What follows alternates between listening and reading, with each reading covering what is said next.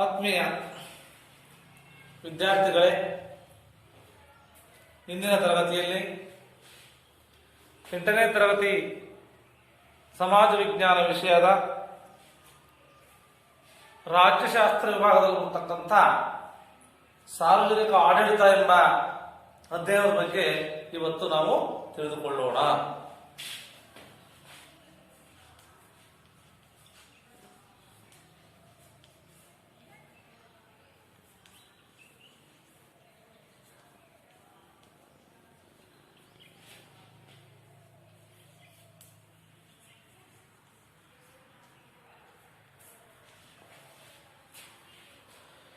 ಈ ಸಾರ್ವಜನಿಕ ಆಡಳಿತ ಈ ಆಧುನಿಕ ಸಮಾಜವು ಸಂಕೀರ್ಣ ಮತ್ತೆ ಶೀಘ್ರವಾಗಿ ಬದಲಾವಣೆ ಆಗ್ತಕ್ಕಂಥ ಒಂದು ಒಳ ಆಗ್ತಾ ಇದೆ ಇವತ್ತು.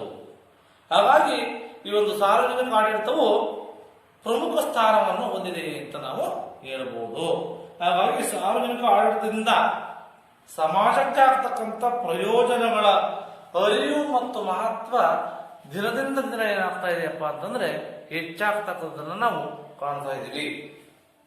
ಹಾಗಾಗಿ ಸಾರ್ವಜನಿಕ ಆಡಳಿತ ಮಾನವನ ಸಮಾಜವನ್ನ ನಾಗರಿಕ ಸಮಾಜವನ್ನಾಗಿ ರೂಪಿಸುವಲ್ಲಿ ಪ್ರಮುಖ ಪಾತ್ರವನ್ನ ಈ ಒಂದು ಸಾರ್ವಜನಿಕ ಆಡಳಿತ ಮಾಡುತ್ತೆ. ಈ ಬಗ್ಗೆ ಆಡಳಿತಾತ್ಮಕ ಪ್ರಯೋಗಗಳು ಮಾನವ ಸಮಾಜದಷ್ಟೇ ಪುರಾತನವಾಗಿರ್ತಕ್ಕಂಥವು. ಮಾನವ ಸಮಾಜದಷ್ಟೇ ಪುರಾತನ. ಆದರೆ ಸಾರ್ವಜನಿಕ ಆಡಳಿತ ಅಧ್ಯಯನದ ಬೆಳವಣಿಗೆ ವಿಶೇಷವಾಗಿ ಅಮೆರಿಕದಲ್ಲಿ ಪ್ರಾರಂಭವಾಯಿತು ಅಂತ. ಇಲ್ಲಿ ಅಮೆರಿಕದಲ್ಲಿ ಪ್ರಾರಂಭವಾಯಿತು. ಅದು ಅಧ್ಯಯನವನ್ನ ಯಾಕಂದ್ರೆ ಮಹತ್ವ ಅಂತಕ್ಕಂಥದ್ದು. ಅಮೆರಿಕದ ಮಾಜಿ ಅಧ್ಯಕ್ಷರಾಗಿರ್ತಕ್ಕಂಥ ವುಡ್ರೋ ವಿಲ್ಸನ್, ಯಾರೋ ವುಡ್ರೋ ವಿಲ್ಸನ್, ಇವರು ಸಾರ್ವಜನಿಕ ಆಡಳಿತದ ಪಿತಾಮಹ. ಸಾರ್ವಜನಿಕ ಆಡಳಿತ ಪಿತಾಮಹ ವುಡ್ರೋ ವಿಲ್ಸನ್.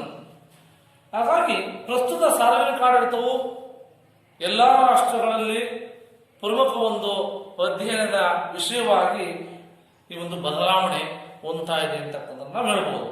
ಹಾಗಾದ್ರೆ ಈ ಸಾರ್ವಜನಿಕ ಆಡಳಿತ ಅಂತಕ್ಕಂಥದ್ದು ಎಂಬುದು ವ್ಯಾಪಕ ಕ್ಷೇತ್ರದ ವ್ಯಾಪ್ತಿಯ ಕ್ಷೇತ್ರದ ಒಂದು ನಿರ್ದಿಷ್ಟ ಒಂದು ಭಾಗವಾಗಿದೆ. ಸಾರ್ವಜನಿಕ ಅಂತಕ್ಕಂಥ ಗೌರ್ನಮೆಂಟ್ ಅಂತ. ಸಾರ್ವಜನಿಕ ಅಂದ್ರೆ ಗೌರ್ನಮೆಂಟ್ ಅಂತಕ್ಕಂಥ ಇನ್ನು ಅರ್ಥ ಸೂಚಿಸುತ್ತೆ. ಹಾಗಾಗಿ ಸಾರ್ವಜನಿಕ ಆಡಳಿತ ಎಂಬ ಒಂದು ಪದವನ್ನ 1812ರಲ್ಲಿ ಮೊಟ್ಟ ಮೊದಲು ಏನ್ ಮಾಡಿದ್ರಪ್ಪ ಅಂತಂದ್ರೆ ಈ ಒಂದು ಅಲೆಕ್ಸಾಂಡರ್ ಹೆಮಿಲ್ಟನ್ ಅಂತೇಳಿ ಅಲೆಕ್ಸಾಂಡರ್ ಹೆಮಿಲ್ಟನ್ ಅಂತಕ್ಕಂಥವ್ರು ಬಳಸ್ತಾರೆ. ಅನಂತರ ಹಲವು ಲೇಖಕರು ತಮ್ಮ ಒಂದು ಅವರದೇ ಆಗಿರ್ತಕ್ಕಂಥ ಭಾಷೆಯಲ್ಲಿ ಸಾರ್ವಜನಿಕ ಆಡಳಿತ ಅಂದ್ರೆ ಏನಂಗರೆ, ಸಾರ್ವಜನಿಕ ಆಡಳಿತ ಅಂದ್ರೆ ಏನು ಅಂತೇಳಿ ಹೇಳ್ತಾರೆ. ಅದರಲ್ಲಿ ಪ್ರಮುಖವಾಗಿ ಸಾರ್ವಜನಿಕ ಆಡಳಿತದ ಪಿತಾಮಹನಾಗಿರ್ತಕ್ಕಂಥ ವುಡ್ರೋ ವಿಲ್ಸನ್ ಹೇಳ್ತಾರೆ ಏನಂತ, ಸಾರ್ವಜನಿಕ ಆಡಳಿತ ಅಂತಂದ್ರೆ ಅವು ಪ್ರಕಾರವಾಗಿ ಕಾನೂನಿನ ಸಮಗ್ರ ಮತ್ತು ಕ್ರಮಬದ್ಧವಾಗಿ ಜಾರಿಗೊಳಿಸ್ತಕ್ಕಂಥದ್ದು. ಏನೋ ಕಾನೂನು ಸಂಬಂಧಪಟ್ಟಂತೆ ಸಮಗ್ರವಾಗಿ ಕ್ರಮಬದ್ಧವಾಗಿ ಜಾರಿಗೊಳಿಸ್ತಕ್ಕಂಥದನ್ನ ನಾವು ಸಾರ್ವಜನಿಕ ಆಡಳಿತ ಅಂತೇಳಿ ವುಡ್ರೋ ವಿಲ್ಸನ್ ಅವರು ತಮ್ಮದೇ ಆಗಿರ್ತಕ್ಕಂಥ ಒಂದು ಭಾಷೆಯಲ್ಲಿ ಅವರು ಹೇಳ್ತಾರೆ. ಅನಂತರ ಪಿಪ್ನರ್ ಅಂತ ಇನ್ನೊಬ್ಬ ಪಿಪ್ ಅಂತಕ್ಕಂಥವನು ಏನು ಸಾರ್ವಜನಿಕ ಆಡಳಿತ ಅಂತಂದ್ರೆ ಈ ಒಂದು ಸಾರ್ವಜನಿಕ ನೀತಿಯನ್ನ ಜಾರಿಗೊಳಿಸ್ತಕ್ಕಂಥ ಸಾಮೂಹಿಕ ಯತ್ನದ ಸಂಯೋಜನೆಯನ್ನ ನಾವು ಸಾರ್ವಜನಿಕ ಆಡಳಿತ ಅಂತೇಳಿ ಯಾರು ಪಿಪ್ನರ್ ಅವರು ಹೇಳ್ತಾರೆ. ನೆಕ್ಸ್ಟ್ ಲೂಥರ್ ಗಲಿಕ್ ಅಂತೇಳಿ ಇನ್ನೊಬ್ಬ ಲೂಥರ್ ಗಲಿಕ್ ಅಂತ. ಇವರು ಏನ್ ಹೇಳ್ತಾರೆ, ಸಾರ್ವಜನಿಕ ಆಡಳಿತ ಅಂದ್ರೆ ಸಾರ್ವಜನಿಕ ಆಡಳಿತವು ಸರ್ಕಾರದ ಕಾರ್ಯಗಳನ್ನು ನಿರ್ವಹಿಸತಕ್ಕಂಥ ಒಂದು ಕಾರ್ಯಾಂಗದ ಶಾಖೆ. ಏನ್ ಸರ್ಕಾರದ ಕೆಲಸವನ್ನು ನಿರ್ವಹಿಸುತ್ತೆ ಆ ಒಂದು ಸರ್ಕಾರದ ಒಂದು ಕಾರ್ಯಾಂಗದ ಶಾಖೆಯಾಗಿರುತ್ತೆ ಈ ಒಂದು ಸಾರ್ವಜನಿಕ ಆಡಳಿತ ಅಂತ ಈ ಒಂದು ಲೂಥರ್ ಗಲಿಕ್ ಅವರು ಹೇಳ್ತಾರೆ. ಒಟ್ಟಲ್ಲೇನಪ್ಪಾ ಅಂತಂದ್ರೆ ಈ ಸರ್ಕಾರದ ಇಡೀ ವ್ಯವಸ್ಥೆ ಸಮಸ್ತ ಕಾರ್ಯಾಚರಣೆಯಿಂದ ಸಂಬಂಧಿಸಿದ್ದು. ರಾಜ್ಯದ ದೈನಂದಿನ ವ್ಯವಹಾರಗಳನ್ನು ನೋಡ್ಕೊಂಡು ಹೋಗ್ಬೇಕು ಅಂತಂದ್ರೆ ಏನ್ ಬೇಕಾಗುತ್ತೆ? ಸಾರ್ವಜನಿಕ ಆಡಳಿತ ನಮಗೆ ಅತ್ಯವಶ್ಯಕವಾಗಿ ಬೇಕಾಗುತ್ತೆ. ಅದರ ಜೊತೆಗೆ ಈ ಒಂದು ಸಾರ್ವಜನಿಕ ವ್ಯವಹಾರವನ್ನು ನೋಡ್ಕೊಂಡು ಹೋಗ್ತಕ್ಕಂಥ ಒಂದು ಸರ್ಕಾರದ ಅಂಗವೇ ಸಾರ್ವಜನಿಕ ಆಡಳಿತ. ಹಾಗಾದ್ರೆ ಸಾರ್ವಜನಿಕ ಆಡಳಿತ ಆಗ್ತಕ್ಕಂಥ ಅದರೊಂದು ಪ್ರಾಮುಖ್ಯತೆ ಏನು? ಸಾರ್ವಜನಿಕ ಆಡಳಿತದ ಪ್ರಾಮುಖ್ಯತೆ ಏನು ಅನುಕೂಲ? ಯಾಕೆ ನಾವು ಅದನ್ನ ಅಧ್ಯಯನ ಮಾಡಬೇಕಪ್ಪ ಅಂತಂದ್ರೆ, ರಕ್ಷಣಾ ರಾಜ್ಯದಿಂದ ಕಲ್ಯಾಣ ರಾಜ್ಯ ಆಗಬೇಕು. ರಕ್ಷಣಾ ರಾಜ್ಯದಿಂದ ಕಲ್ಯಾಣ ರಾಜ್ಯವಾಗಿ ಬದಲಾವಣೆ ಆಗ್ತಕ್ಕಂಥ ಒಂದು ರಾಜ್ಯದ ಸ್ವರೂಪಕ್ಕೆ ತಕ್ಕಂತೆ ಸಾರ್ವಜನಿಕ ಆಡಳಿತ ಪ್ರಾಮುಖ್ಯತೆ ಹೆಚ್ಚುತ್ತಾ ಇದೆ ಅಂತ ಹೇಳಬಹುದು. ಸಾರ್ವಜನಿಕ ಆಡಳಿತ ಕ್ಷೇತ್ರವು ವಿಸ್ತಾರವಾಗ್ತಾ ಇದೆ. ಮಾನವನ ಸರ್ವಾಂಗೀಣ ಅಭಿವೃದ್ಧಿ ಮತ್ತು ಮಾನವ ಸಮಾಜದ ಉಳಿವು ಈ ಒಂದು ಸಾರ್ವಜನಿಕ ಆಡಳಿತದ ಮೇಲಿದೆ ಅಂತಕ್ಕಂಥ ನಾವು ಕಾಣಬಹುದು.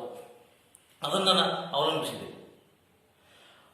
ವ್ಯಕ್ತಿ ಹುಟ್ಟಿದರಿಂದ ಮರಣದವರೆಗೂ ಸಹ ಏನ್ ಮಾಡಬೇಕಪ್ಪ ಅಂತಂದ್ರೆ ಈ ಒಂದು ಸಾರ್ವಜನಿಕ ಆಡಳಿತದ ವ್ಯಾಪ್ತಿಗೆ ಒಳಪಟ್ಟಿರ್ತಾನೆ. ಹುಟ್ಟಿನಿಂದ ಸಾಯವರೆಗೂ. ಯಾಕಪ್ಪ ಅಂತಂದ್ರೆ ಇದು ರಾಜ್ಯ ವ್ಯವಸ್ಥೆಯ ಹೃದಯ ಇದ್ದಂತೆ ಅಂತ. ಸಾರ್ವಜನಿಕ ಆಡಳಿತ ರಾಜ್ಯ ವ್ಯವಸ್ಥೆಯ ಹೃದಯ ಇದ್ದಾಗೆ. ಆದ್ರಿಂದ ಸಾರ್ವಜನಿಕ ಆಡಳಿತ ಇಲ್ಲದ ರಾಜ್ಯದ ಕಲ್ಪನೆ ಅಸಾಧ್ಯ ಅಂತ. ಸಾಧ್ಯ, ಇಂಪಾಸಿಬಲ್. ಆದ್ದರಿಂದ ಆಧುನಿಕ ರಾಜ್ಯವನ್ನ ಆಡಳಿತಾತ್ಮಕ ರಾಜ್ಯವನ್ನಾಗಿ ಇವತ್ತೇನ್ ಮಾಡಿದ್ರಪ್ಪ ಅಂದ್ರೆ ಪರಿಗಣಿಸ್ತಕ್ಕಂಥದನ್ನ ನಾವು ಕಾಣ್ತೇವೆ.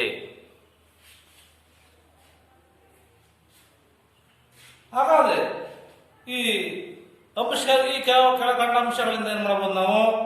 ಸಾರ್ವಜನಿಕ ಆಡಳಿತದ ಪ್ರಾಮುಖ್ಯತೆ ಏನ್ ತಿಳಿಸುತ್ತೆ ಅಂತಂದ್ರೆ, ಸಾರ್ವಜನಿಕ ಆಡಳಿತ ಸರ್ಕಾರದ ಆಧಾರ ಸ್ತಂಭವಾಗಿದೆ.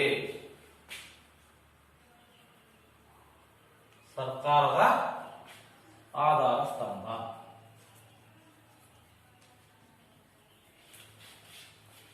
ಯಾವ ರೀತಿ ಸರ್ಕಾರದ ಆಧಾರ ಸ್ತಂಭ? ರಾಜ್ಯದಲ್ಲಿ ಶಾಸಕಾಂಗ ಮತ್ತು ನ್ಯಾಯಾಂಗವಿಲ್ಲದೆ ಸರ್ಕಾರ ಇರಬಹುದು, ಗೊತ್ತಾಯ್ತಾ? ಆದರೆ ಆಡಳಿತಾಂಗವಿಲ್ಲದೆ ಸರ್ಕಾರ ಮತ್ತು ರಾಜ್ಯ ಅಸ್ತಿತ್ವದಲ್ಲಿ ಇರಲಿಕ್ಕೆ ಸಾಧ್ಯನೇ ಇಲ್ಲ. ಆದ್ರಿಂದ ಸಾರ್ವಜನಿಕ ಮತ್ತು ಸರ್ಕಾರ ನೀತಿಗಳನ್ನ ಕಾರ್ಯಗತಗೊಳಿಸಲಿಕ್ಕೆ ಆಡಳಿತಾತ್ಮಕ ಯಂತ್ರ ಎಲ್ಲಾ ರಾಷ್ಟ್ರಗಳಲ್ಲಿಯೂ ಅವಶ್ಯಕವಾಗಿ ಬೇಕು. ಆದ್ರಿಂದ ಪಾಲ್ ಬಿಯರ್ ಅವರು ಆಡಳಿತವಿಲ್ಲದೆ ಸರ್ಕಾರ ಕೇವಲ ಒಣಹರಟೆಯ ಕೂಟವಾಗುತ್ತೆ ಆಡಳಿತ ಇಲ್ಲದೆ ಹೋದ್ರೆ. ಹಾಗಾಗಿ ಇದು ಒಂದು ಸರ್ಕಾರದ ಆಧಾರ ಸ್ತಂಭ. ಸಾರ್ವಜನಿಕ ಆಡಳಿತ ಅದು ಅವಶ್ಯಕತೆ ಇದ್ದೇ ಇದೆ ಅಂತೇಳಿ ಹೇಳಬಹುದು. ನಂತರ ಸಾರ್ವಜನಿಕ ಹಿತಾಸಕ್ತಿಗಾಗಿ ವಿವಿಧ ಸೇವೆ ಸಲ್ಲಿಸುತ್ತೆ. ಸಾರ್ವಜನಿಕ ಹಿತಾಸಕ್ತಿ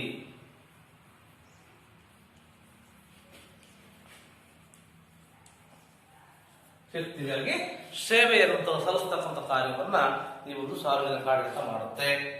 ಯಾವ ರೀತಿ ಸಾರ್ವಜನಿಕ ಆಡಳಿತ ವ್ಯವಸ್ಥೆ ಪ್ರಕ್ರಿಯೆ? ಗರ್ಭದಲ್ಲಿರುವ ಆಗಿನಿಂದ ಹಿಡಿದು ಅವನು ಮರಣ ಹೊಂದುವವರೆಗೆ ಅಗತ್ಯವಾಗಿರ್ತಕ್ಕಂಥ ಸೇವೆಯನ್ನ ಒದಗಿಸುತ್ತೆ. ಅಗತ್ಯವಾಗಿರ್ತಕ್ಕಂಥ ಸೇವೆಯನ್ನು ಮಾಡುತ್ತೆ, ಒದಗಿಸುತ್ತೆ. ಶಾಂತಿಯ ಸಮೃದ್ಧತೆಯನ್ನು ಕಾಪಾಡತಕ್ಕಂಥದ್ದು, ಜನರ ಪ್ರಾಣ ಆಸ್ತಿ ರಕ್ಷಣೆ, ನ್ಯಾಯವನ್ನು ಒದಗಿಸ್ತಕ್ಕಂಥದ್ದು, ಶಿಕ್ಷಣ ನೀಡತಕ್ಕಂಥದ್ದು, ಉದ್ಯೋಗಾವಕಾಶವನ್ನು ಕಲ್ಪಿಸ್ತಕ್ಕಂಥದ್ದು, ಅವಶ್ಯಕ ವಸ್ತುಗಳನ್ನು ಪೂರೈಸತಕ್ಕಂಥ ಕೆಲಸವನ್ನ ದೇಶದ ಸಂರಕ್ಷಣೆ ಮಾಡಬೇಕು. ಆರ್ಥಿಕ ಸಮಾನತೆಯನ್ನು ಉಂಟು ಮಾಡತಕ್ಕಂಥ ಕೆಲಸವನ್ನು ಮಾಡಲಿಕ್ಕೋಸ್ಕರ ನಮಗೆ ಸಾರ್ವಜನಿಕ ಆಡಳಿತವನ್ನು ಅಧ್ಯಯನ ಮಾಡಲೇಬೇಕು ಅಂತಕ್ಕಂಥದ್ದು. ಹೀಗೆ ಹಲವು ರೀತಿಯ ಸೇವೆಯನ್ನು ಒದಗಿಸ್ತಕ್ಕಂಥ ಕೆಲಸವನ್ನ ಈ ಒಂದು ಸಾರ್ವಜನಿಕ ಆಡಳಿತ ಮಾಡುತ್ತೆ. ನಂತರ ಕಾನೂನು ಮತ್ತು ನೀತಿಗಳ ಅನುಷ್ಠಾನ.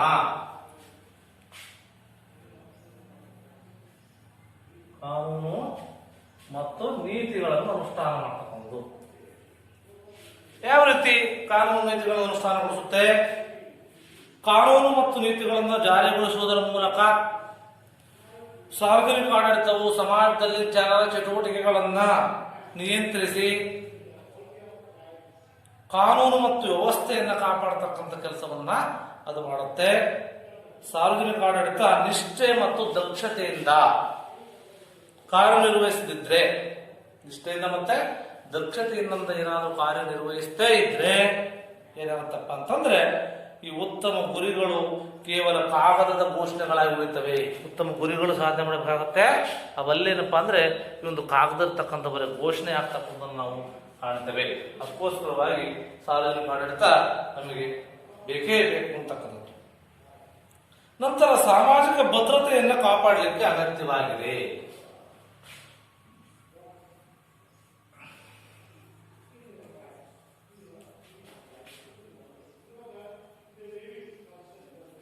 ಸಾಮಾಜಿಕ ಭದ್ರತೆಯನ್ನು ಕಾಪಾಡುತ್ತೆ. ಸಾರ್ವಜನಿಕ ಆಡಳಿತ ಸಾಮಾಜಿಕ ಭದ್ರತೆ ಒಂದು ಸಾಧನವಾಗಿ ಕಾರ್ಯನಿರ್ವಹಿಸುತ್ತೆ ಅಂತ. ಸರ್ಕಾರಗಳು ಬದಲಾವಣೆಯಾದರೂ ಸಾರ್ವಜನಿಕ ಆಡಳಿತ ವ್ಯವಸ್ಥೆ ಮಾತ್ರ ಏನಾಗಿರುತ್ತೆ, ಇದೇ ಇರುತ್ತೆ. ಅದು ಸ್ಥಿರವಾಗಿ ಒದಗಿಸ್ತಕ್ಕಂಥ ಕೆಲಸವನ್ನು ಮಾಡುತ್ತೆ. ಹಾಗಾಗಿ ಆಡಳಿತದ ಕಾರ್ಯಗಳು ಸುಗಮವಾಗಿ ನಿರ್ವಹಣೆ ಆಗಲಿಕ್ಕೆ ಅದು ಸಾಧ್ಯ ಆಗುತ್ತೆ.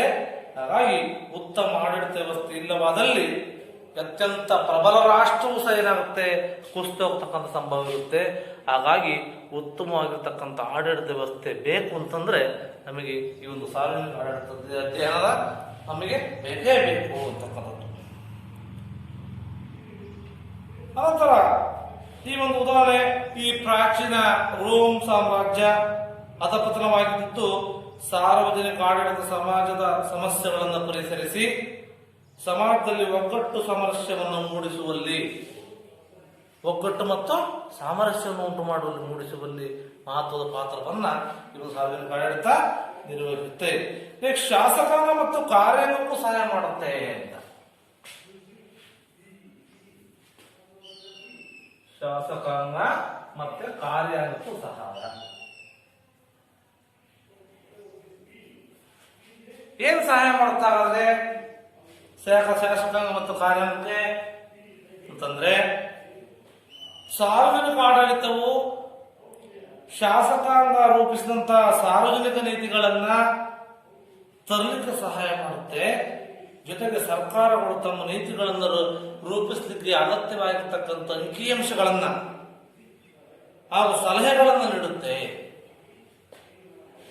ಹಾಗಾಗಿ ಈ ಮೂಲಕ ಆಡಳಿತಾಂಗ ಕೇವಲ ನೀತಿ ಅನುಷ್ಠಾನದ ಜೊತೆಗೆ ರಚನಾ ಕಾರ್ಯದಲ್ಲೂ ಪ್ರಮುಖ ಪಾತ್ರವನ್ನ ವಹಿಸುತ್ತೆ ಅಂತ ಹೇಳಬಹುದು ನಾವು. ಹಾಗಾಗಿ ಈ ಒಂದು ನಿಯೋಜಿತ ಶಾಸನದಲ್ಲಿ ಆಡಳಿತಾಂಗವು ಶಾಸನಗಳಿಗೆ ಅಗತ್ಯವಿರತಕ್ಕಂಥ ವಿವರಗಳನ್ನ ತುಂಬುವ ಮೂಲಕ ಕಾರ್ಯಾಂಗಕ್ಕೆ ಸಹಾಯ ಮಾಡುತ್ತೆ. ಅದಕ್ಕೋಸ್ಕರವಾಗಿ ಇದು ಶಾಸಕಾಂಗ ಮತ್ತು ಕಾರ್ಯಾಂಗಕ್ಕೆ ಒಂದು ಸಹಾಯವನ್ನು ಮಾಡೋದಕ್ಕೋಸ್ಕರವಾಗಿ ಇದನ್ನ ನಾವು ಸಾರ್ವಜನಿಕ ಆಡಳಿತವನ್ನ ಅಧ್ಯಯನ ಮಾಡಲೇಬೇಕು. ಈ ರೀತಿಯಾಗಿ ನಾವು ಸಾರ್ವಜನಿಕ ಆಡಳಿತವನ್ನ ಯಾಕೆ ಅಧ್ಯಯನ ಮಾಡಬೇಕು ಅಂತಕ್ಕಂಥದ್ದನ್ನ ಈ ಒಂದು ಅಂಶಗಳ ಮೂಲಕವಾಗಿ ನೀವೆಲ್ಲ ವಿದ್ಯಾರ್ಥಿಗಳೇ ತಿಳಿದುಕೊಂಡಿದ್ದೀರಿ. ನಂತರ ಈ ಒಂದು ಸಾರ್ವಜನಿಕ ಆಡಳಿತದ ವ್ಯಾಪ್ತಿ ಯಾವ ರೀತಿ ಎಷ್ಟಿದೆ, ಸಾರ್ವಜನಿಕ ಆಡಳಿತದ ವ್ಯಾಪ್ತಿಯ ಬಗ್ಗೆ ನಾವು ಈಗ ತಿಳಿದುಕೊಳ್ಬೇಕಾಗುತ್ತೆ.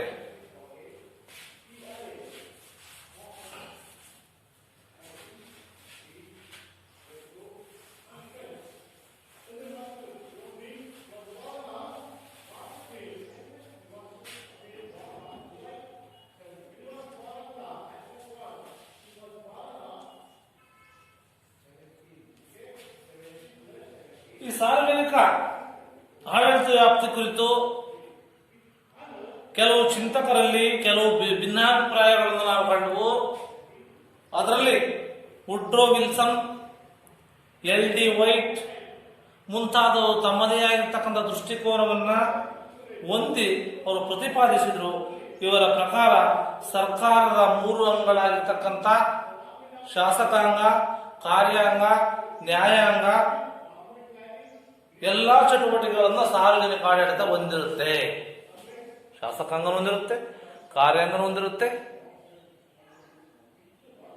ನ್ಯಾಯಾಂಗ. ಈ ಎಲ್ಲ ಅಂಗಗಳನ್ನ ಒಳಗೊಂಡಿರ್ತಕ್ಕಂಥ ಚಟುವಟಿಕೆಗಳನ್ನು ಕುರಿತು ಇದು ಆಡಳಿತ ಒಳಗೊಂಡಿರುತ್ತೆ ಅಂತ ಹೇಳ್ತಾರೆ. ಆದರೆ ಲೂಥರ್, ಗಲಿಗ್, ಸೈಮನ್ ಮುಂತಾದವರು ಸಂಕುಚಿತ ದೃಷ್ಟಿಕೋನವನ್ನು ಹೊಂದಿರುತ್ತೆ. ಸಂಕುಚಿತ ದೃಷ್ಟಿಕೋನವನ್ನು ಹೊಂದಿದೆ ಎಂದು ಪ್ರತಿಪಾದಿಸಿ ಇವರ ಪ್ರಕಾರ ಸಾರ್ವಜನಿಕ ಆಡಳಿತ ವ್ಯಾಪ್ತಿ ಕೇವಲ ಸರ್ಕಾರದ ಅಂಗವಾದ ಕಾರ್ಯಾಂಗದ ಚಟುವಟಿಕೆಗಳಿಗೆ ಮಾತ್ರ ಸೀಮಿತವಾಗಿರುತ್ತೆ. ಸರ್ಕಾರ ಅಂಗದ ಒಂದು ಕಾರ್ಯಾಂಗದ ಚಟುವಟಿಕೆಗಳಿಗೆ ಸೀಮಿತವಾಗಿರ್ತಕ್ಕಂಥ ಯಾಕಪ್ಪ ಅಂತಂದ್ರೆ ಈ ಒಂದು ಸಾರ್ವಜನಿಕ ಆಡಳಿತ. ಅದನ್ನ ಏನ್ ಮಾಡಿದ್ರಪ್ಪ ಅಂದ್ರೆ ಅವರ ದೃಷ್ಟಿಕೋನದ ಪ್ರಕಾರವಾಗಿ ಪೋಸ್ಟ್ ಕಾರ್ನ್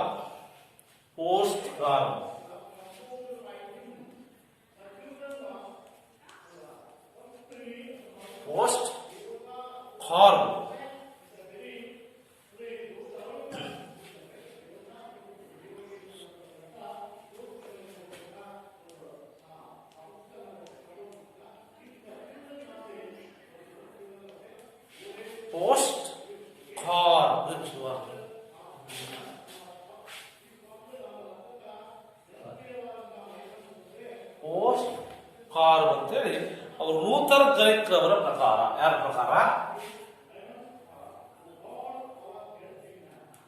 ಲೂಥರ್, ಗಲಿಗ್ ಇವರ ಪ್ರಕಾರ ಪೋಸ್ಟ್ ಕಾರ್ಡ್ ಎಂಬ ಇಂಗ್ಲಿಷ್ ಪದದಲ್ಲಿ ಸೂಚಿಸಿದ್ದು, ಇಂಗ್ಲಿಷ್ ಪದದ ಪ್ರತಿಯೊಂದು ಅಕ್ಷರವು ಸಾರ್ವಜನಿಕ ಆಡಳಿತದ ಒಂದೊಂದು ಕಾರ್ಯವನ್ನು ಸಹ ತಿಳಿಸುತ್ತೆ. ಏನ್ ತಿಳಿಸುತ್ತೆ ಅಂದ್ರೆ ಪೋಸ್ಟ್ ಕಾರ್ಡ್ ಅಂತಕ್ಕಂಥದ್ರೆ ಮೊದಲದಾಗಿ ಪಿ ಅಂತಕ್ಕಂಥದ್ದು ಯೋಜನೆ ಅಂತ, ಯೋಜನೆ ಅಥವಾ ಪ್ಲಾನಿಂಗ್. ಪಿ ಅಂದ್ರೆ ಯೋಜನೆ ಅಥವಾ ಪ್ಲಾನಿಂಗ್ ಅಂತ ಮೊದಲನೇ ತಿಳಿಸುತ್ತೆ. ಇದು ಮೊದಲನೇ.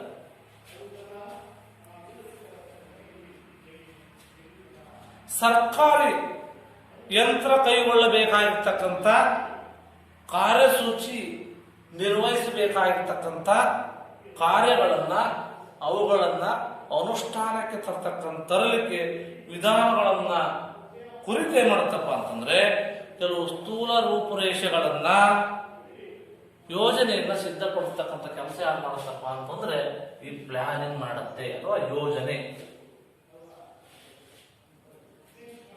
ನೆಕ್ಸ್ಟ್ ಎರಡನೇದು ಪೋಸ್ಟ್ ಕಾರ್ಡ್ ಎರಡನೇದು ಏನ್ ಬರುತ್ತೆ? ಆರ್ಗನೈಸೇಷನ್ ಮೀನ್ಸ್ ಸಂಘಟನೆ.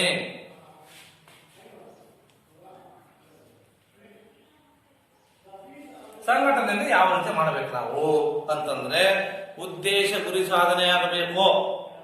ಸಾರ್ವಜನಿಕ ಆಡಳಿತದ ಮುಖ್ಯ ಉದ್ದೇಶ ಏನು?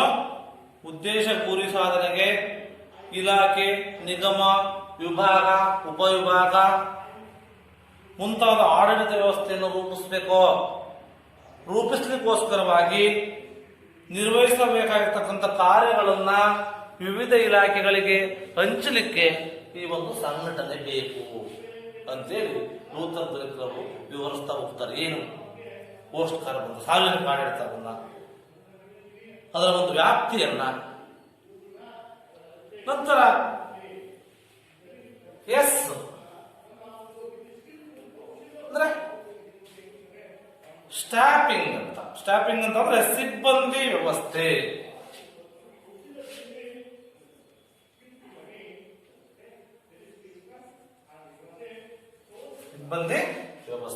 ಸ್ಟಾಫಿಂಗ್ ಆಡಳಿತ ಕಾರ್ಯವನ್ನ ನಿರ್ವಹಣೆ ಮಾಡಬೇಕಾದ್ರೆ ಅಗತ್ಯವಾಗಿರತಕ್ಕಂಥ ಸಿಬ್ಬಂದಿಗಳು ಬೇಕು, ನೇಮಕಾತಿ ಬೇಕು, ತರಬೇತಿ ಬೇಕು.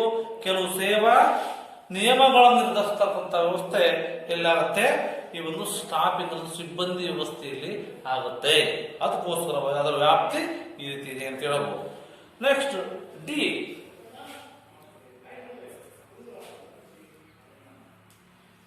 Means direction. ಡೈರೆಕ್ಷನ್ ಅಂದ್ರೆ ನಿರ್ದೇಶನ.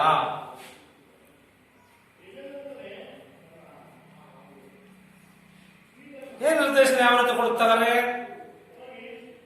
ಸರ್ಕಾರದ ವಿವಿಧ ಇಲಾಖೆಗಳಿಗೆ ಆದೇಶ ಮತ್ತು ನಿರ್ದೇಶನದಲ್ಲಿರ್ತಕ್ಕಂಥ ತೀರ್ಮಾನವನ್ನ ಈ ಒಂದು ಸಾರ್ವಜನಿಕ ಆಡಳಿತ ಮಾಡುತ್ತೆ ಅಂತ ಹೇಳಿ ಹೇಳ್ತಾರೆ. ಈ ತೀರ್ಮಾನ ಮಾಡ್ತಾ ಇರ್ತಕ್ಕಂಥದ್ದೇ ಈ ಒಂದು ಸಾರ್ವಜನಿಕ ಆಡಳಿತ. ನಂತರ ಅಲ್ಲಿ ಬಿ ಆಯ್ತು, ಪೋಸ್ಟ್ POST ಪೋಸ್ಟ್ ಆಯ್ತು. ಈಗ ಕಾರ್ಪ್ ಅಂತಕ್ಕಂಥ ಏನು ಹೇಳುತ್ತದ ವ್ಯಾಪ್ತಿ ಬಗ್ಗೆ ಅಂತಂದ್ರೆ ಅದರಲ್ಲಿ CO ಐತೆ.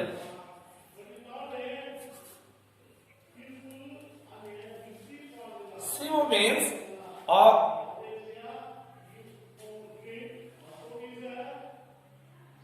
ಕೋಆರ್ಡಿನೇಷನ್, ಸಂಯೋಜನೆ ಮಾಡೋದು. ಕೋಆರ್ಡಿನೇಷನ್ ಅಂದ್ರೆ ಸಂಯೋಜನೆ. ಏನ್ ಸಂಯೋಜನೆ ಮಾಡುತ್ತೆ? ಸರ್ಕಾರದ ವಿವಿಧ ಇಲಾಖೆಗಳಲ್ಲಿ ಕೆಲವು ಘರ್ಷಣೆಗಳಾಗ್ತವೆ, ಭಿನ್ನಾಭಿಪ್ರಾಯಗಳಾಗ್ತವೆ. ಆ ಭಿನ್ನಾಭಿಪ್ರಾಯವನ್ನ ಸರಿದೂಗಿಸಿ ನಿವಾರಿಸಿ ಆ ಒಂದು ಕಾರ್ಯಗಳನ್ನ ಸಂಯೋಜನೆ ಮಾಡತಕ್ಕಂಥ ಕೆಲಸವನ್ನ ಈ ಒಂದು ಸಾರ್ವಜನಿಕ ಆಡಳಿತ ಮಾಡುತ್ತೆ. ನಂತರ ಪ್ಲಾನಿಂಗ್ ಆಯ್ತು, ಸಂಘಟನೆ ಆಯ್ತು, ಸಿಬ್ಬಂದಿ ವ್ಯವಸ್ಥೆನೂ ಮುಂದಾಯ್ತು, ಡೈರೆಕ್ಷನ್ ನಿರ್ದೇಶನವೂ ಆಯ್ತು, ಸಂಯೋಜನೆ ಆಯ್ತು. ನೆಕ್ಸ್ಟ್ ಆರ್ ಮೀನ್ಸ್ ರಿಪೋರ್ಟಿಂಗ್ ಅಂತೇಳಿ. ರಿಪೋರ್ಟಿಂಗ್ ಮೀನ್ಸ್ ವರದಿ. ಏನು ವರದಿ? ಸಂಯೋಜನೆ ಆದಮೇಲೆ ಉನ್ನತ ಅಧಿಕಾರಿಗಳಿಗೆ, ಅಧೀನಾಧಿಕಾರಿಗಳು ವಿವಿಧ ಇಲಾಖೆಗಳ ಕಾರ್ಯಚಟುವಟಿಕೆಗಳ ಬಗ್ಗೆ ವರದಿಯನ್ನು ಸಲ್ಲಿಸ್ತಕ್ಕಂಥದ್ದು, ದಾಖಲೆ ಕೊಡ್ತಕ್ಕಂಥದ್ದು, ಸಂಶೋಧನೆ ಮಾಡ್ತಕ್ಕಂಥದ್ದು, ತನಿಖೆಯ ಮೂಲಕ ಶಾಸಕಾಂಗಕ್ಕೆ ವರದಿಯನ್ನು ಕೊಡ್ತಕ್ಕಂಥ ಕೆಲಸವನ್ನ ನಾವು ರಿಪೋರ್ಟಿಂಗ್ ಅಥವಾ ವರದಿ ಅಂತೇಳಿ ಕರಿತೀವಿ. ಆ ಕೆಲಸವನ್ನು ಯಾರು ಮಾಡುತ್ತಪ್ಪ ಅಂತಂದ್ರೆ ಈ ಒಂದು ಸಾರ್ವಜನಿಕ ಆಡಳಿತ ಮಾಡುತ್ತೆ. Next last one B, budget. Budget means ಆಯವ್ಯಯ.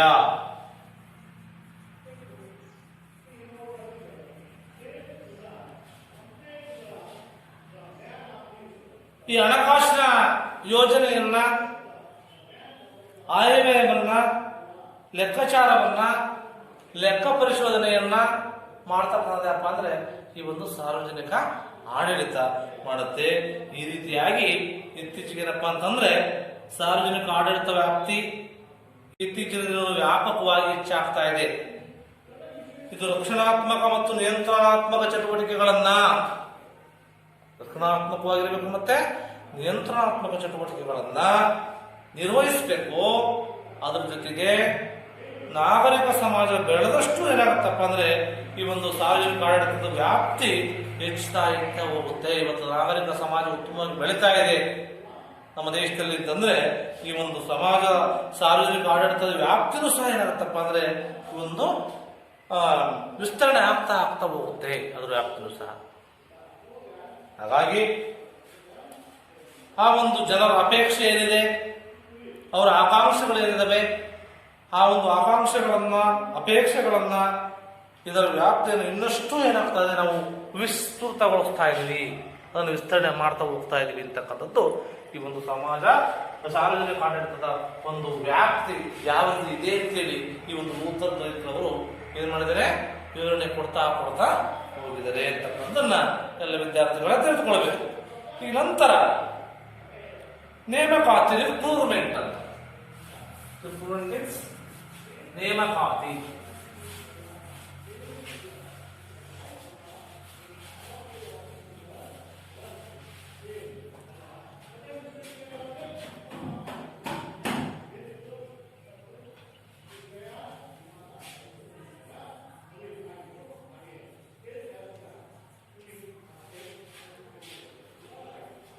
ನೇಮಕಾತಿ, ರಿಕ್ರೂಟ್ಮೆಂಟ್. ಸಾರ್ವಜನಿಕ ಆಡಳಿತ ವ್ಯವಸ್ಥೆ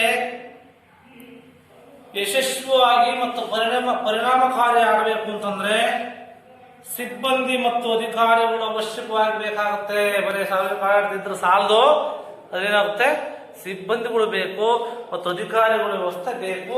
ಈ ಒಂದು ಸಿಬ್ಬಂದಿ ಅಧಿಕಾರಿಗಳನ್ನ ಕ್ರಮಬದ್ಧವಾದ ರೀತಿಯಲ್ಲಿ ಆಯ್ಕೆ ಮಾಡಬೇಕಾಗುತ್ತೆ. ಆಯ್ಕೆ ಮಾಡುವಲ್ಲಿ ಹಲವಾರು ಪ್ರಕ್ರಿಯೆಗಳನ್ನು ಅನುಸರಿಸಬೇಕಾಗುತ್ತೆ. ಈ ಪ್ರಕ್ರಿಯೆಗಳನ್ನು ನೇಮಕಾತಿ ಪ್ರಕ್ರಿಯೆಯಲ್ಲಿ ನಾವು ಗಮನಿಸ್ತೀವಿ. ಹಾಗಾಗಿ ಉತ್ತಮ ಆಡಳಿತ, ಉತ್ತಮ ಮತ್ತು ದಕ್ಷ ಸಾರ್ವಜನಿಕ ಆಡಳಿತ, ನೇಮಕಾತಿ ಮತ್ತು ಅದರ ವಿಧಾನಗಳನ್ನ ಅವಲಂಬಿಸಿದೆ ಅಂತ ನಾವು ತಿಳಿಯಬಹುದು. ಹಾಗಾಗಿ ಒಂದು ಅರ್ಹವಾಗಿರ್ತಕ್ಕಂಥ, ದಕ್ಷವಾಗಿರ್ತಕ್ಕಂಥ, ಪ್ರಾಮಾಣಿಕವಾಗಿರ್ತಕ್ಕಂಥ ವ್ಯಕ್ತಿಯನ್ನ ಆಡಳಿತಕ್ಕೆ ನೇಮಿಸಿಕೊಂಡಲ್ಲಿ ಅದು ಕ್ರಿಯಾತ್ಮಕವಾಗುತ್ತೆ, ಕ್ರಿಯಾಶೀಲತೆಯಿಂದ ಕೂಡಿರುತ್ತೆ. ಬುದ್ಧಿವಂತರನ್ನ ಸರಿಯಾದ ರೀತಿಯಲ್ಲಿ ಸಾರ್ವಜನಿಕ ಆಡಳಿತವನ್ನ ನಡೆಸಿ ಅಭಿವೃದ್ಧಿಪಡಿಸಲಿಕ್ಕೆ ಪ್ರಯತ್ನ ಮಾಡ್ತಾರೆ. ನೇಮಕಾತಿ ವಿಧಾನ ಹೆಚ್ಚು ಸಮರ್ಪಕವಾಗಿರಬೇಕು. ವೈಜ್ಞಾನಿಕವಾಗಿದ್ದಾಗ ಮಾತ್ರ, ಸಮರ್ಪಕವಾಗಿ ಮತ್ತು ವೈಜ್ಞಾನಿಕವಾಗಿ ಇದ್ದಾಗ ಮಾತ್ರ ಈ ಒಂದು ನೇಮಕಾತಿ ಏನಾಗಪ್ಪ ಅಂತಾರೆ, ಈ ದಕ್ಷ ಸಿಬ್ಬಂದಿ ವರ್ಗವನ್ನು ಹೊಂದಿ ಈ ಸಾರ್ವಜನಿಕ ಆಡಳಿತ ಯಶಸ್ವಿಯಾಗಿ ನಡೆಸಲಿಕ್ಕೆ ಸಾಧ್ಯ ಆಗುತ್ತೆ. ಸಾರ್ವಜನಿಕ ಆಡಳಿತವನ್ನ ಯಶಸ್ವಿಯಾಗಿ ನಡೆಸಲಿಕ್ಕೆ ಸಾಧ್ಯ ಆಗುತ್ತೆ. ಹಾಗಾಗಿ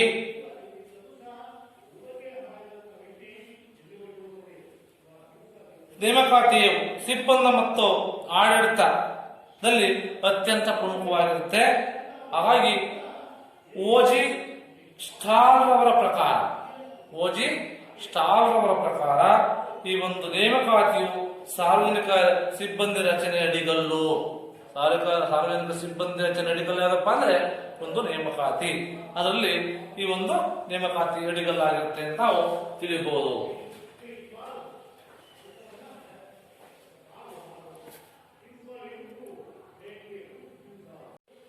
ನೇಮಕಾತಿಯ ವಿಧಾನಗಳು.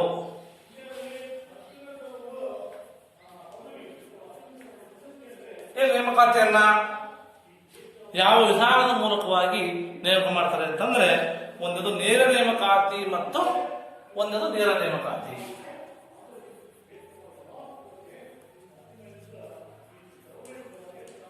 ಎರಡನೇದು ಆಂತರಿಕ ನೇಮಕಾತಿ ಅಥವಾ ಬಡ್ತಿ ಮೂಲಕವಾಗಿದ್ದ. ಆಂತರಿಕ ಅಥವಾ ಬಡ್ತಿ, ಪ್ರಮೋಷನ್ ಅಂತ ಹೇಳ್ತೀವಿ ನೋಡಿ, ಇಂಗ್ಲಿಷಲ್ಲಿ ಪ್ರಮೋಷನ್ ಅಂತ ಕೊಡ್ತೀವಿ. ಆ ಮೂಲಕವಾಗಿ ನಾವು ನೇಮಕಾತಿಯನ್ನ ಮಾಡ್ತೀವಿ ನಮ್ಮ ಸಾರ್ವಜನಿಕ ಆಡಳಿತ ವ್ಯವಸ್ಥೆಯಲ್ಲಿ. ಅದು ನೇರ ನೇಮಕಾತಿ ಅಂದ್ರೆ ಏನಾದ್ರೆ, ಇವೆಲ್ಲ ಮುಂದೆ ನೇಮಕಾತಿ ಆಗಲೇಬೇಕಾಗುತ್ತೆ ವಿದ್ಯಾರ್ಥಿಗಳೇ. ಹಾಗಾಗಿ ಇದ್ರ ಬಗ್ಗೆ ಮುಖ್ಯವಾಗಿ ತಿಳಿದುಕೊಳ್ಳಲೇಬೇಕು. ಯಾಕಪ್ಪ ಅಂತಂದ್ರೆ ನಿಮಗೂ ಅವಶ್ಯಕವಾಗಿ ಬೇಕಾಗಿರ್ತಕ್ಕಂಥ ಮುಂದೆ ನೀವು ಶಿಕ್ಷಣವನ್ನು ಮುಗಿಸಿದ ನಂತರ ಅವಶ್ಯಕತೆ ಇದೆ. ಹಾಗಾಗಿ ಇದನ್ನು ತಿಳಿದುಕೊಳ್ಬೇಕಾಗುತ್ತೆ. ಇನ್ನು ನೇರ ನೇಮಕಾತಿ ಅಂದ್ರೆ, ನೇಮಕಾತಿ ವಿಧಾನಗಳಲ್ಲಿ ನೇರ ನೇಮಕಾತಿ ಜನಪ್ರಿಯ ಮತ್ತು ವೈಜ್ಞಾನಿಕ ವಿಧಾನ. ಇವತ್ತು ಜನಪ್ರಿಯವಾಗಿದೆ ಮತ್ತು ವೈಜ್ಞಾನಿಕ ವಿಧಾನವೂ ಹೌದು ಅಂತ ಹೇಳ್ಬೋದು. ಯಾವ ರೀತಿ ಹೇಳಿದ್ರೆ,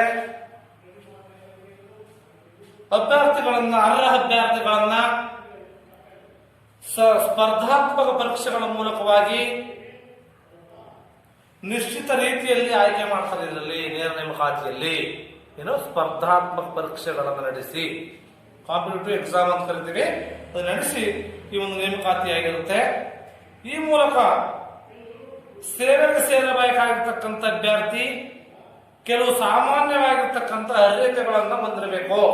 ನೇರ ನೇಮಕಾತಿಯಲ್ಲಿ ಕೆಲವು ಅರ್ಹತೆಗಳಿರ್ತವೆ, ಅರ್ಹತೆಗಳನ್ನ ಹೊಂದಿರಬೇಕಾಗುತ್ತೆ. ಏನು ಅರ್ಹತೆಗಳು ಮತ್ತು ವಿಶೇಷ ಅರ್ಹತೆಗಳನ್ನು ಸಹ ಹೊಂದಿರಬೇಕಾಗುತ್ತೆ. ಅರ್ಹತೆಗಳು ಅದರಲ್ಲಿ ಮತ್ತೆ ವಿಶೇಷ ಅರ್ಹತೆಗಳನ್ನ ಹೊಂದಿರಬೇಕು. ಎಲ್ಲಿ? ನೇರ ನೇಮಕಾತಿಯಲ್ಲಿ ಅಂತ ಡೈರೆಕ್ಟ್ ಸೆಲೆಕ್ಷನ್ ಅಂತ ಕರಿತೀವಿ.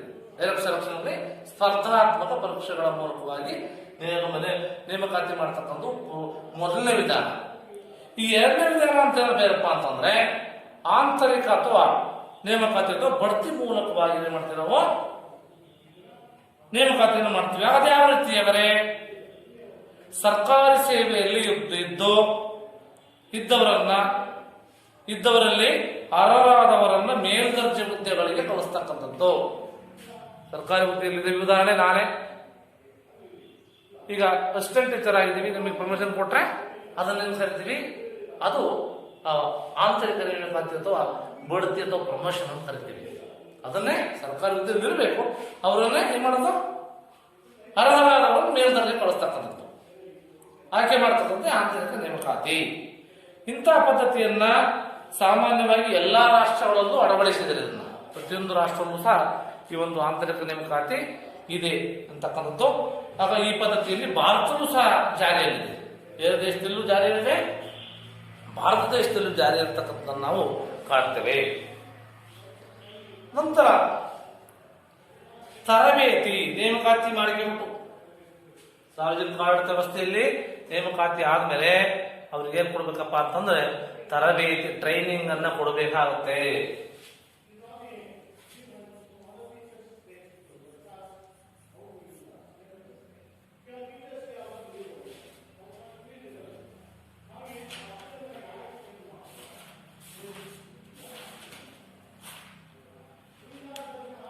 ಈ ಸಾರ್ವಜನಿಕ ಸಿಬ್ಬಂದಿಯು ದಕ್ಷತೆಯು ಅವರು ಪಡೆದಿರ್ತಕ್ಕಂಥ ತರಬೇತಿ ಮಟ್ಟವನ್ನ ಅವಲಂಬಿಸಿರುತ್ತೆ. ಯಾವ ರೀತಿಯಾಗಿರ್ತಕ್ಕಂಥ ತರಬೇತಿಯನ್ನ ಪಡೆದಿರ್ತಾರೆ ಇರ್ತಕ್ಕಂಥದ್ದು ಅವರ ಒಂದು ದಕ್ಷತೆಯಿಂದ ಗೊತ್ತಾಗುತ್ತೆ. ಈ ಆಧುನಿಕ ರಾಜ್ಯದ ಆಡಳಿತ ಕಾರ್ಯಗಳು ಕ್ಲಿಷ್ಟಕರವಾಗಿದೆ ಇವತ್ತು ಅಂತಕ್ಕಂಥದ್ದು ನಾವು ಅರ್ಥ ಮಾಡಿಕೊಳ್ಳಬೇಕು. ಆದ್ರಿಂದ ಅಭ್ಯರ್ಥಿಗಳು ತಾವು ನಿರ್ವಹಿಸಬೇಕಾಗಿರ್ತಕ್ಕಂಥ ಕಾರ್ಯಗಳ ಕುರಿತು ಏನು ಕೆಲಸವನ್ನು ನಾವು ಮಾಡಬೇಕು ಅನ್ನೋದ್ರ ಕುರಿತು ಸರಿಯಾದ ತಿಳುವಳಿಕೆಯನ್ನು ಪಡೆಯಲಿಕ್ಕೆ ತರಬೇತಿಯನ್ನ ಪಡೆತಕ್ಕಂಥ ಅವಶ್ಯಕವಾಗಿರುತ್ತೆ. ವ್ಯವಸ್ಥಿತವಾಗಿರ್ತಕ್ಕಂಥ ತರಬೇತಿಯಿಂದ ಮಾತ್ರ ನೌಕರರನ್ನ ತಮ್ಮ ದಕ್ಷ ಕಾರ್ಯನಿರ್ವಹಣೆಗೆ ಅಗತ್ಯವಾಗಿರ್ತಕ್ಕಂಥ ಜ್ಞಾನವನ್ನ ಪಡೆದುಕೊಳ್ಳಲಿಕ್ಕೆ ಸಾಧ್ಯ ಆಗುತ್ತೆ. ಹಾಗಾಗಿ ನಾವು ತರಬೇತಿಯನ್ನು ಕೊಡಲೇಬೇಕು. ಈ ಒಂದು ವ್ಯವಸ್ಥೆಯಲ್ಲಿ ನಿರ್ದಿಷ್ಟ ಕಾರ್ಯವನ್ನು ನಿರ್ವಹಣೆ ಮಾಡಬೇಕು. ಅಗತ್ಯವಾಗಿರ್ತಕ್ಕಂಥ ಜ್ಞಾನವನ್ನ ಮತ್ತೆ ಪರಿಣತಿಯನ್ನ ಅಭಿವೃದ್ಧಿಪಡಿಸಬೇಕು. ಪಡಿಸಿಕೊಡ್ತಕ್ಕಂಥದ್ದೇ ನಾವು ತರಬೇತಿ. ನಿರ್ದಿಷ್ಟವಾಗಿರ್ತಕ್ಕಂಥ ಕಾರ್ಯನಿರ್ವಹಿಸಲಿಕ್ಕೆ ಜ್ಞಾನ ಮತ್ತು ಪರಿಣತಿಯನ್ನು ಅಭಿವೃದ್ಧಿಪಡಿಸದೆ ನಾವು ತರಬೇತಿ ಅಂತ ಕರಿತೀವಿ. ಈ ತರಬೇತಿ ಉದ್ಯೋಗಗಳಿಗೆ ನಿರ್ವಹಿಸಬೇಕಾಗಿರ್ತಕ್ಕಂಥ ಕಾರ್ಯಗಳ ಬಗ್ಗೆ ತಾತ್ವಿಕವಾಗಿ ಪ್ರಾಯೋಗಿಕವಾಗಿ ಅರಿವನ್ನ ಮೂಡ್ತಕ್ಕಂಥದ್ದು, ಅದು ಜ್ಞಾನವನ್ನ ನೀಡತಕ್ಕಂಥ ಕೆಲಸವನ್ನ ಇದು ಮಾಡುತ್ತೆ. ಹಾಗಾಗಿ ಸಾರ್ವಜನಿಕ ಆಡಳಿತದಲ್ಲಿ ಈ ತರಬೇತಿಗೆ ವಿಶಿಷ್ಟವಾದಂತಹ ಸ್ಥಾನವನ್ನು ನೀಡಲಾಗಿದೆ. ತರಬೇತಿಗೆ ವಿಶಿಷ್ಟವಾಗಿರ್ತಕ್ಕಂಥ ಸ್ಥಾನವನ್ನು ನೀಡಲಾಗಿದ್ದು ನಿರಂತರವಾಗಿ ಹೊಸ ಕ್ಲಿಷ್ಟ ತಾಂತ್ರಿಕ ಕಾರ್ಯಗಳನ್ನ ನಿರ್ವಹಿಸಬೇಕಾಗಿರುವುದರಿಂದ ಆಧುನಿಕ ಸರ್ಕಾರದಲ್ಲಿ ತರಬೇತಿಯ ಪ್ರಾಮುಖ್ಯತೆ ಬಹಳಷ್ಟು ಮುಖ್ಯವಾಗಿದೆ.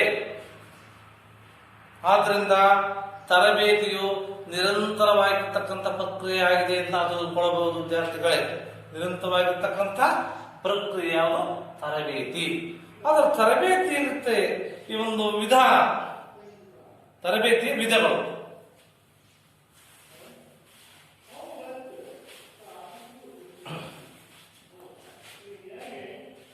ತರಬೇತಿಯ ವಿಧಗಳು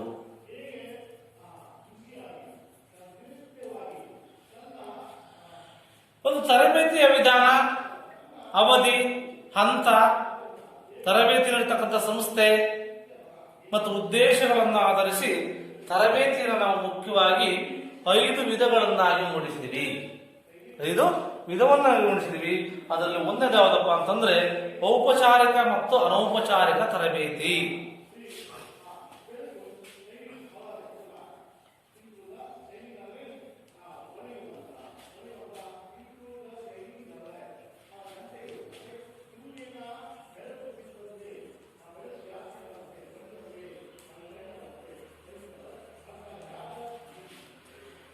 ಈ ಔಪಚಾರಿಕ ಮತ್ತು ಅನೌಪಚಾರಿಕ ತರಬೇತಿಯನ್ನು ಯಾವ ರೀತಿ ಕೊಡ್ತಾರೆ? ನೌಕರರು ಕಾರ್ಯನಿರ್ವಹಿಸಬೇಕಾಗಿರ್ತಕ್ಕಂಥ ಕಾರ್ಯಕ್ಕೆ ಪೂರ್ವಭಾವಿಯಾಗಿ ಸಿದ್ಧಪಡಿಸಿದಂತಹ ಕ್ರಮಬದ್ಧ ಯೋಜನೆಗಳಿಂದ ಪಡೆದು ಕಾರ್ಯನಿರ್ವಹಣೆ ಮಾಡ್ತಕ್ಕಂಥದ್ದು ಅದು ಔಪಚಾರಿಕ ತರಬೇತಿಯಾಗಿರುತ್ತೆ. ಈ ತರಬೇತಿಯನ್ನ ಕೆಲವು ಪರಿಣಿತರಿಂದ ಮಾರ್ಗದರ್ಶನವನ್ನ ಇಲ್ಲಿ ನೀಡಲಾಗುತ್ತೆ.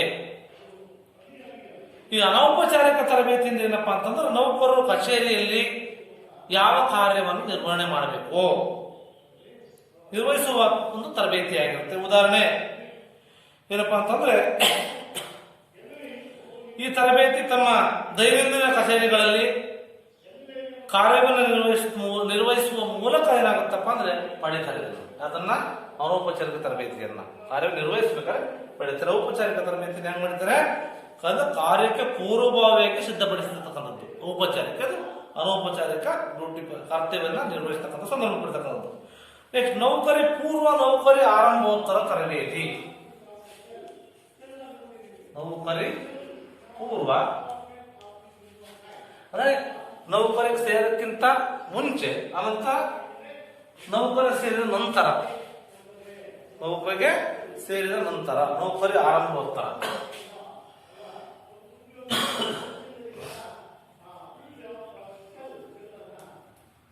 ತರಬೇತಿ. ಆದ್ರೆ ಅದನ್ನ ಯಾವ ರೀತಿ ಕೊಡ್ತಾರೆ?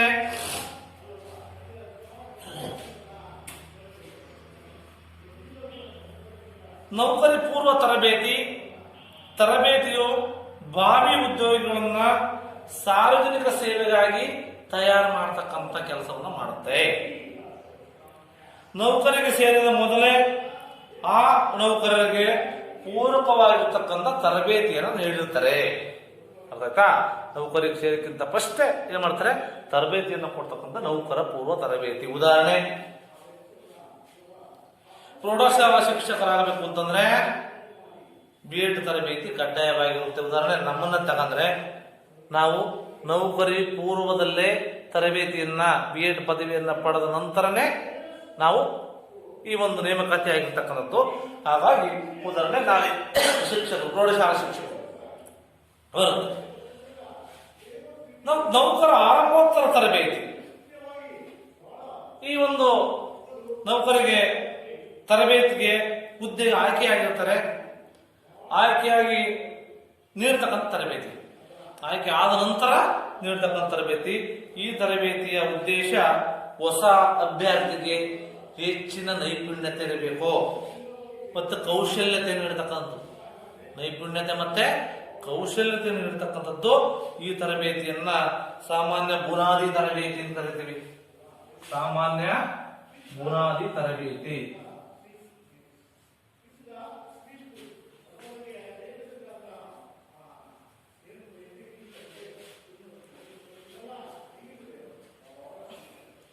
ನಂತರ ಅಲ್ಪಾವಧಿ ತರಬೇತಿ ಮತ್ತು ದೀರ್ಘಾವಧಿ ತರಬೇತಿ.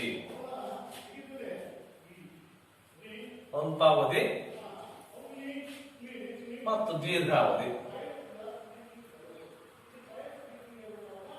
ತರಬೇತಿ. ಹೆಂಗ ಅಲ್ಪಾವಧಿ ತರಬೇತಿ ಯಾವ ರೀತಿ ಕೊಡ್ತಾರೆ?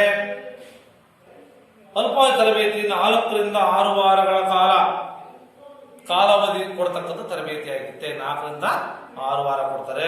ಉದಾಹರಣೆ, ಲೋಕಸೇವಾ ಆಯೋಗದಿಂದ ಆಯ್ಕೆಯಾದಂತಹ ವೈದ್ಯರುಗಳಿಗೆ 6 ವಾರಗಳ ತರಬೇತಿಯನ್ನು ಕೊಡ್ತಾರೆ. ತರಬೇತಿ ನಿರಂತರ ಸ್ವರೂಪದ್ದಾಗಿದ್ದು ಅದರ ಅವಧಿ 1 ರಿಂದ 2 ವರ್ಷಗಳ ಕಾಲ ನೀಡಿದರೆ ಅದು ದೀರ್ಘಾವಧಿ ತರಬೇತಿ ಆಗುತ್ತೆ. 6 ವಾರ ಇಷ್ಟರಿಂದ 1 ವಾರದಿಂದ 4 ರಿಂದ 6 ವಾರಗಳ ತರಬೇತಿಗಳನ್ನು ಕೊಟ್ಟರದನ್ನ ಅಲ್ಪಾವಧಿ ತರಬೇತಿ ಅಂತ ಕರಿತೀವಿ. ದೀರ್ಘಾವಧಿ ತರಬೇತಿ ಅಂದ್ರೆ 1 ವರ್ಷಗಳ ಕಾಲ, 1 ರಿಂದ 2 ವರ್ಷ ಕೊಡಬಹುದು. ಅದನ್ನ ಏನ್ ಕರಿತೀವಿ ನಾವು ದೀರ್ಘಾವಧಿ ತರಬೇತಿ ಆಗಿರುತ್ತೆ. ಇಲ್ಲಿ ಅಖಿಲ ಭಾರತ ಸೇವೆಗಳಿಗೆ ಈ IPS ಮತ್ತು IAS ಇಂಥ ಒಂದು ಸೇವೆಗಳಿಗೆ ಸೇರಬೇಕು ಅಂತಂದ್ರೆ ಈ ಒಂದು ದೀರ್ಘಾವಧಿ ತರಬೇತಿಯನ್ನ ಅಲ್ಲಿ ಕೊಡ್ತಕ್ಕಂಥ ಕೆಲಸದಲ್ಲಿ ಆಗುತ್ತೆ. ನೆಕ್ಸ್ಟ್, ಇಲಾಖಾ ಮತ್ತು ಕೇಂದ್ರೀಯ ತರಬೇತಿ. ಇಲಾಖಾ ಮತ್ತು ಕೇಂದ್ರೀಯ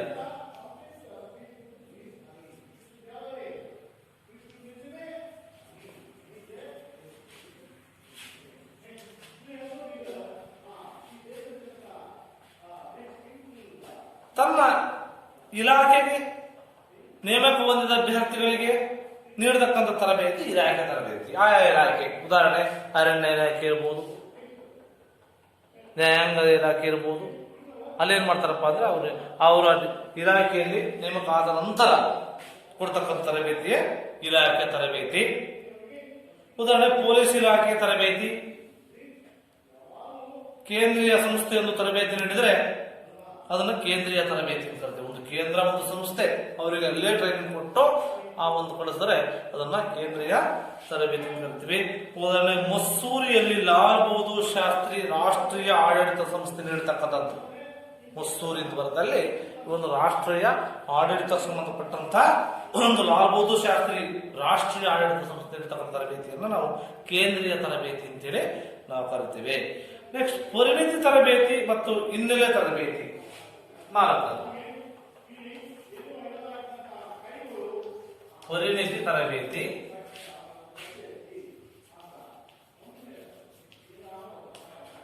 ಹಿನ್ನೆಲೆ ಮತ್ತು ತರಬೇತಿ ಮತ್ತು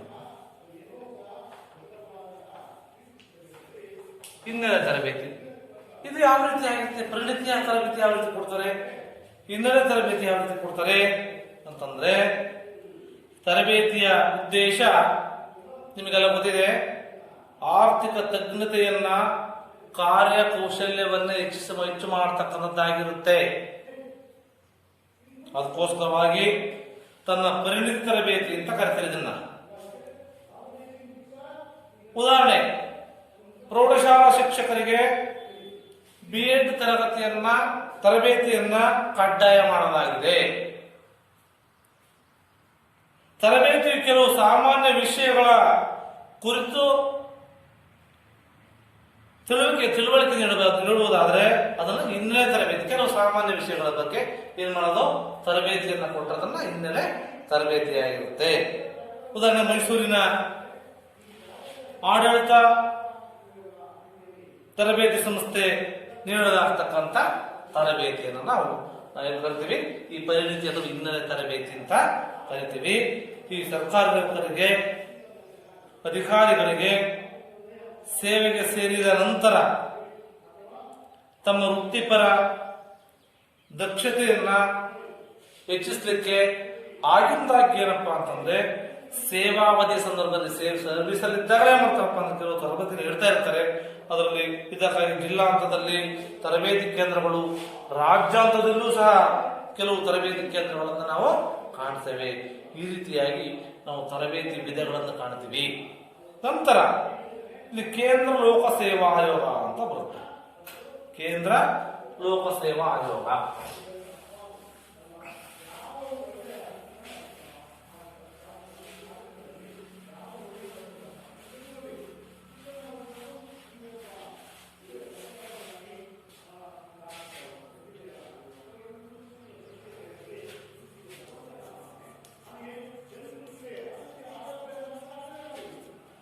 ಕೇಂದ್ರ ಲೋಕ ಸೇವಾ ಆಯೋಗ.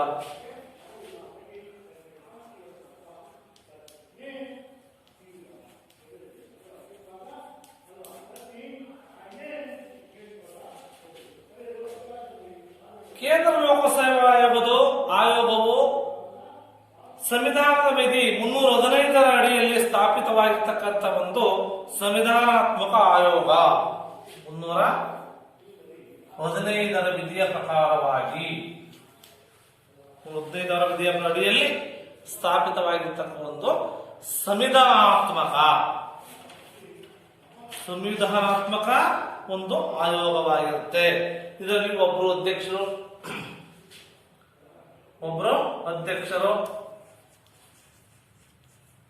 ಇರ್ತಾರೆ. ಕೇಂದ್ರ ಲೋಕ ಸೇವಾ ಆಯೋಗದಲ್ಲಿ 10 ಜನ ಸದಸ್ಯರಿರ್ತಾರೆ. 10 ಜನ ಸದಸ್ಯರಿರ್ತಾರೆ.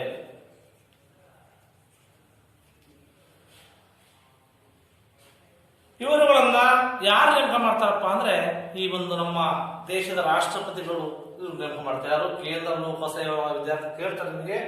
ಕೇಂದ್ರ ಲೋಕ ಸೇವಾ ಆಯೋಗದ ಅಧ್ಯಕ್ಷರು ಮತ್ತು ಸದಸ್ಯರನ್ನು ನೇಮಕ ಮಾಡತಕ್ಕಂಥ ಯಾರಪ್ಪ ಅಂತಂದ್ರೆ ರಾಷ್ಟ್ರಪತಿಗಳು.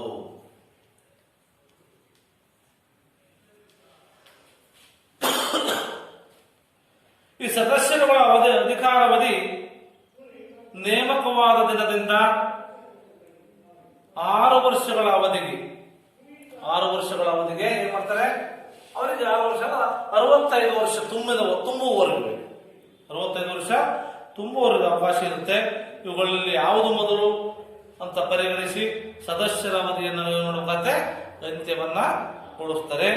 ರಾಷ್ಟ್ರಪತಿ ಆಯೋಗದ ಅಧ್ಯಕ್ಷರು ಮತ್ತು ಸದಸ್ಯರುಗಳನ್ನ ದುರ್ನಡತೆಯ ಆಧಾರದ ಮೇಲೆ ರಾಷ್ಟ್ರಪತಿಗಳು ಏನ್ ಮಾಡ್ತಾರೆ, ಈ ಒಂದು ಅಧ್ಯಕ್ಷರಾಗಿರುವ ಸದಸ್ಯರನ್ನ ಅವ್ರೇನಾದ್ರು ದುರ್ನಡತೆಯ ಆಧಾರದ ಮೇಲೆ ಅವರನ್ನು ವಜಾ ಮಾಡತಕ್ಕಂಥ ಅವಕಾಶ ಯಾರಿಗಿದೆ, ರಾಷ್ಟ್ರಪತಿಗಳಿಗೆ ಮಾತ್ರ ಇದೆ. ಅವರು ನೇಮಕ ಮಾಡಿದವರಿಗೆ ಆ ಒಂದು ಅವಕಾಶ ಇದೆ, ಅವರ ಅಧಿಕಾರವನ್ನು ಹೊಂದಿರ್ತಾರೆ. ಈ ಆಯೋಗವು ಶಾಸಕಾಂಗ ಮತ್ತು ಕಾರ್ಯಾಂಗಗಳ ಹಸ್ತಕ್ಷೇಪದಿಂದ ಸ್ವತಂತ್ರವಾಗಿ ಕಾರ್ಯನಿರ್ವಹಿಸುತ್ತೆ. ಆಯೋಗದಲ್ಲಿ ಓರ್ವ ಕಾರ್ಯದರ್ಶಿಯವರು ಇರ್ತಾರೆ. ಆಯೋಗದಲ್ಲಿ ಒಬ್ಬರು ಕಾರ್ಯದರ್ಶಿಯವರು ಇರ್ತಾರೆ.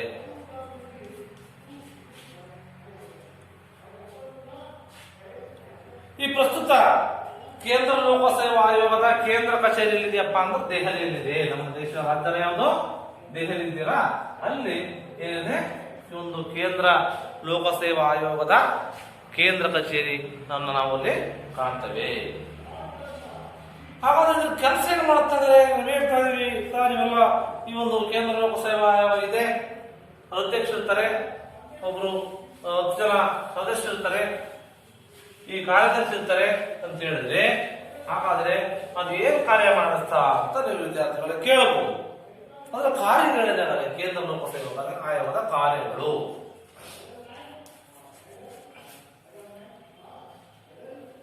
ಸಂವಿಧಾನದ 320ನೇ ವಿಧಿ ಪ್ರಕಾರವಾಗಿ ಕೇಂದ್ರ ಲೋಕಸೇವಾ ಆಯೋಗ ತಮ್ಮ ಕಾರ್ಯವನ್ನು ನಿರ್ವಹಿಸುತ್ತೆ. 320ನೇ ವಿಧಿಯ ಪ್ರಕಾರವಾಗಿ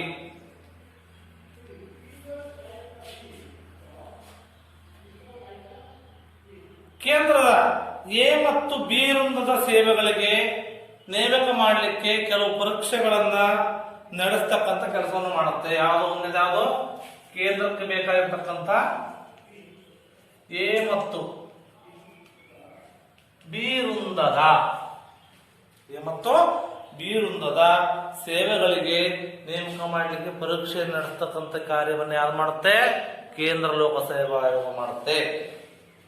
ನೇರ ನೇಮಕಾತಿಗೆ ಸಂದರ್ಶನವನ್ನು ಮಾಡುತ್ತೆ. ಏನ್ ಮಾಡುತ್ತೆ? ನೇರ ನೇಮಕಾತಿಗೆ ಸಂದರ್ಶನ, ಇಂಟರ್ವ್ಯೂ ಅಂತ ಕರೀತಾರೆ. ಇಂಟರ್ವ್ಯೂ ಮಾಡ್ತಕ್ಕಂಥ ಕೆಲಸವನ್ನು ಯಾರು ಮಾಡುತ್ತೆ? ಈ ಒಂದು ಲೋಕಸೇವಾ ಆಯೋಗ ಮಾಡುತ್ತೆ. ಸೇವಾ ಹುದ್ದೆಗಳಿಗೆ ಬಡ್ತಿಯನ್ನ ಕೊಡ್ತಕ್ಕಂಥದ್ದು. ಸೇವಾ ಹುದ್ದೆಯಲ್ಲಿ ಬಡ್ತಿ ಪ್ರಮೋಷನ್ ಗೊತ್ತವ, ಬಡ್ತಿಯನ್ನ ಕೊಡ್ತಕ್ಕಂಥದ್ದು. ಆಮೇಲೆ ವರ್ಗಾವಣೆ ಮಾಡ್ತಕ್ಕಂಥ, ಟ್ರಾನ್ಸ್ಫರ್ ಮಾಡ್ತಕ್ಕಂಥದ್ದು.